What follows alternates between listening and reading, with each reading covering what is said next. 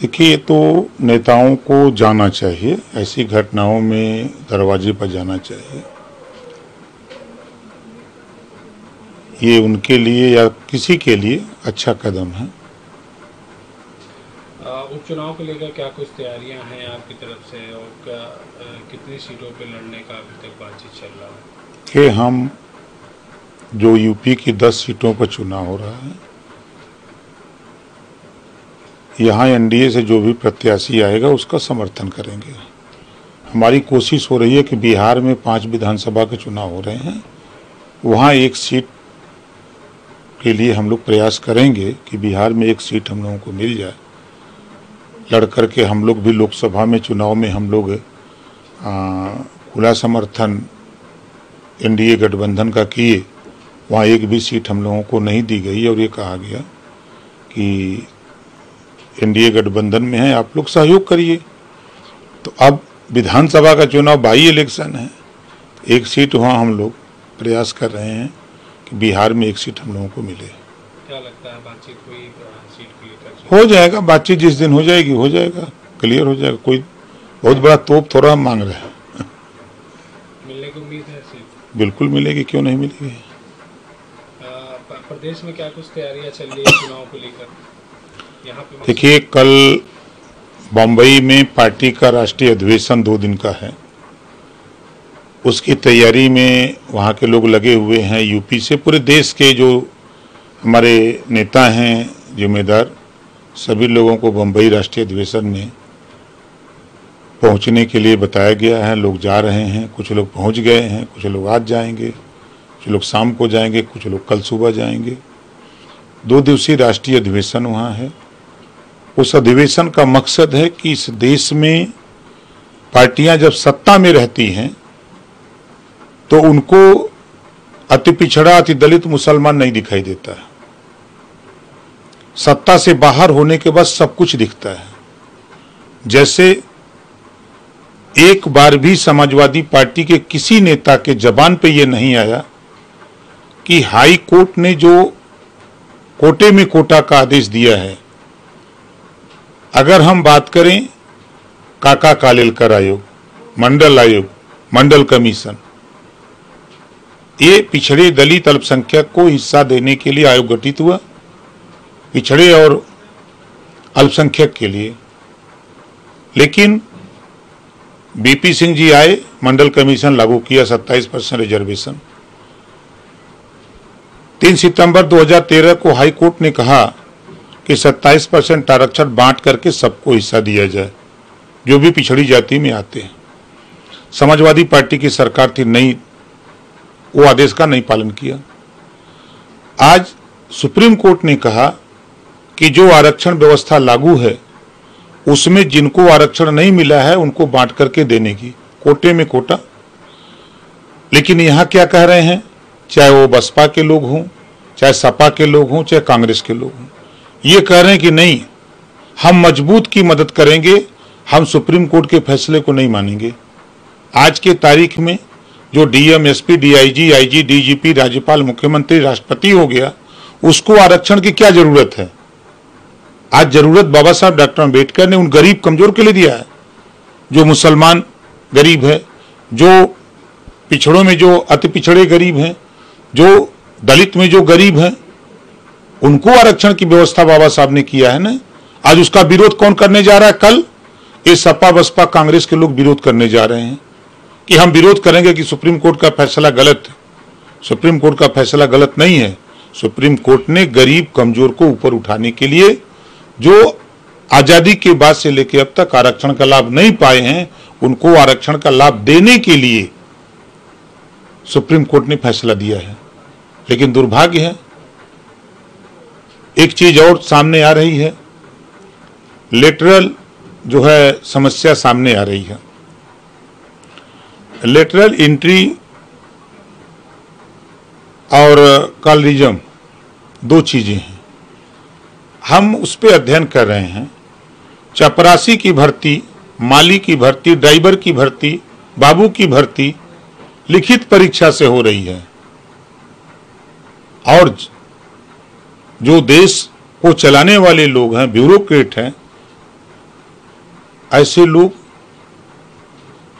सिर्फ इंटरव्यू लेकर के सिलेक्ट हो जाएंगे?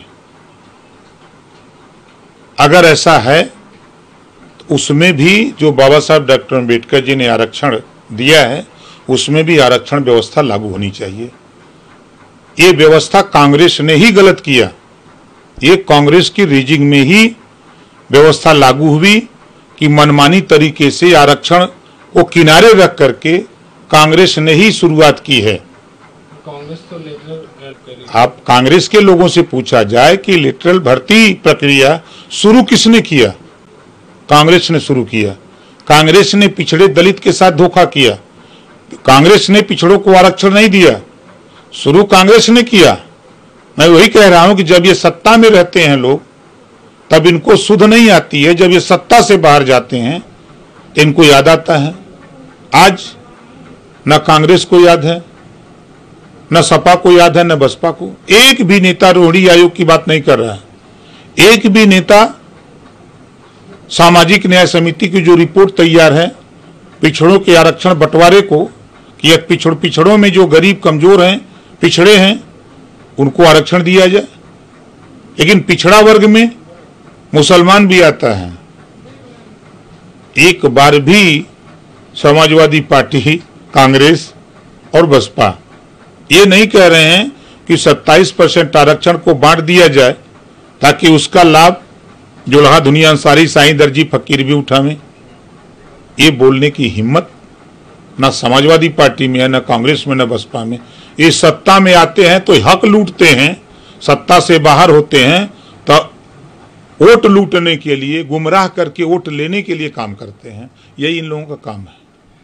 जो सपा सवाल खड़े कर रही है कि जो केंद्र सरकार है, जो भाजपा सरकार है, वो आरक्षण धीरे धीरे खत्म कर रही है।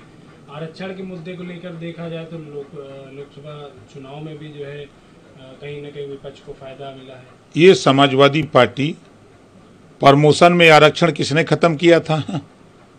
समाजवादी पार्टी ने संविधान को किनारे लगा दिया। 25 जून 1977 वो दिन जब देश में इमरजेंसी किसने लगाया? कांग्रेस ने लगाया। लाखों लोगों को जेल में किसने डाला संविधान को ताक पर रख करके? कांग्रेस पार्टी ने। और यही समाजवादी पार्टी 4 बार सत्ता में थी। कांग्रेस की दिल्ली और हियां मिला करके 60 साल शासन किए। मुसलमान याद आया, अति पिछड़ा याद आया, अति दलित याद आया। किस आरक्षण की बात करते हैं? ये सत्ता में रहते हुए इन लोगों ने आरक्षण में बंटवारा करके क्यों नहीं दिया? अगर इनको चिंता याद है तो पावर जब था तो इन लोगों ने नाई, गोंडपाल, प्रजापति, बिंद, केवट, मल्ला, राजभर, चौहान, आर्य, कर्कवंशी, बंजारा, बहेलिया, खंगार, जोल्हा, दुनिया अंसारी, साईं दर्जी, फकीर, इन जातियों के विषय में सोचा? ये नहीं सोचा। ये सिर्फ वोट के लिए कि मजबूत लोग हमारे साथ रहेंगे तो हमारे साथ वोट रहेगा, कमजोर लोग भाड़ में जाएं। यही कांग्रेस कहती है, यही सपा कहती है, बसपा कहती है। तो कमजोर लोगों की वकालत कोई करे ना करे, पिछड़ों में जो अति पिछड़ा है, दलितों में जो अति दलित है और मुसलमानों में जो व्यवस्था कांग्रेस, सपा, बसपा नहीं दे पा रही है हिस्सेदारी, उस लड़ाई को ओम प्रकाश राजभर मजबूती से लड़ रहा है, लड़ता रहेगा जब तक इनको हक मिल नहीं जाता। अच्छा, 69 अभ्यर्थी 4-4.5 साल से प्रदर्शन कर रहे थे। कहीं ना कहीं कोर्ट का जो फैसला आया उसके बाद फिर उस फैसले को आप कैसे देखते हैं? वो फैसला पिछड़ों की जीत है, दलितों की जीत है। बराबर वो संघर्ष करते रहे, हम लोग भी उसमें लगे रहे। 4 बार मैं मुख्यमंत्री से खुद मिलकर के इस मामले में कहा कि जो 69,000 शिक्षक भर्ती में आरक्षण का मामला है उसमें पिछड़ा वर्ग आयोग ने भी स्वीकार किया और आपने भी जांच कराई, जांच में भी रिपोर्ट आई। तो मुख्यमंत्री जी तैयार थे देने के लिए। जो फैसला हाई कोर्ट का है उसका हम स्वागत करते हैं। ये पिछड़ों की जीत है, दलितों की जीत है। जो हाई कोर्ट का फैसला है उसका सरकार स्वागत करती है। उस फैसले को 3 महीने के अंदर लागू करने के लिए सरकार काम शुरू कर दी है। अच्छा, अभ्यर्थियों का कहना है कि सरकार इंतजार ना करना पड़ता, इतना लंबा संघर्ष ना करना पड़ता। देखिए, मुख्यमंत्री जी ने भी कहा कि कहीं न कहीं लापरवाही अधिकारियों से भी जो इस तरह की गलती हुई है उसको स्वीकार करते हैं हम लोग। कोर्ट ने जो फैसला दिया है उसको भी हम लोग स्वीकार करते हैं। उस फैसले का पालन करने के लिए सरकार कटिबद्ध है। आज अभ्यर्थी सब प्रदर्शन कर रहे हैं, 69,000 अभ्यर्थी प्रदर्शन इस मांग को लेकर कर रहे हैं कि जो दोषी अधिकारी हैं उन पे कार्रवाई करे पहले सरकार। देखिए, पहले तो उन अभ्यर्थियों को ये चाहिए कि 3 महीने के अंदर जो हाई कोर्ट का फैसला उनके पक्ष में आया है उस फैसले को क्रियान्वयन करावें। इसके लिए उनको पहल करनी चाहिए।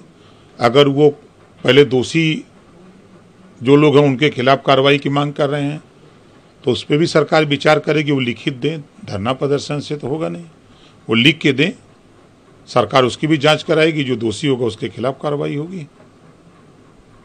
आज कोलकाता के आरजी कोर्ट ने स्वतः संज्ञान लिया है कोलकाता मामले को। ये तो सुप्रीम कोर्ट जब कोई अति संवेदनशील मामला होता है तो सुप्रीम कोर्ट संज्ञान लेकर के उसमें कार्रवाई करने के लिए सरकार को कहती है और खुद संज्ञान लेके कार्रवाई भी करती है। अच्छा, कोलकाता पुलिस ने एक को गिरफ्तार किया है कि इसमें कई भाजपा नेता हैं, वो पूर्व सांसद हैं। अब वो जांच का विषय है, सीबीआई जांच कर रही है। जो दोषी होंगे उनके खिलाफ कार्रवाई होगी, चाहे कोई भी हो।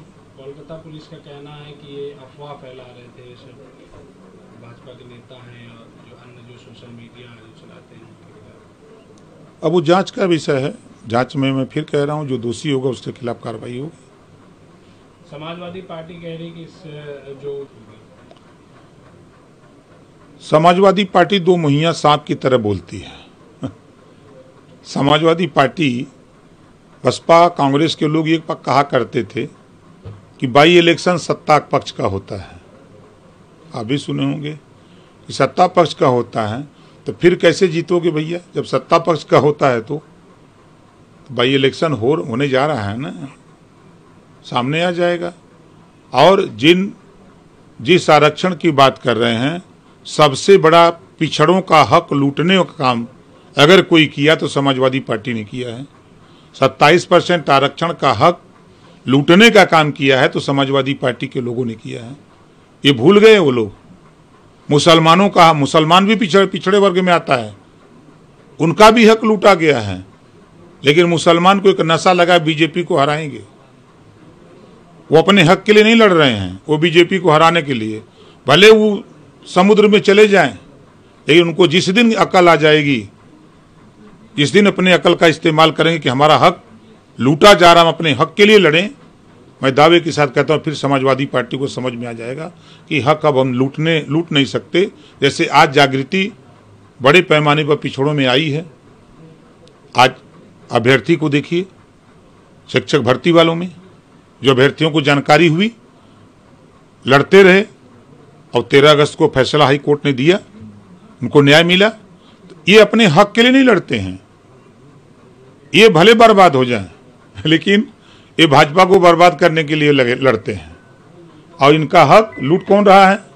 समाजवादी पार्टी, कांग्रेस, बसपा, ये लोग लूट रहे हैं।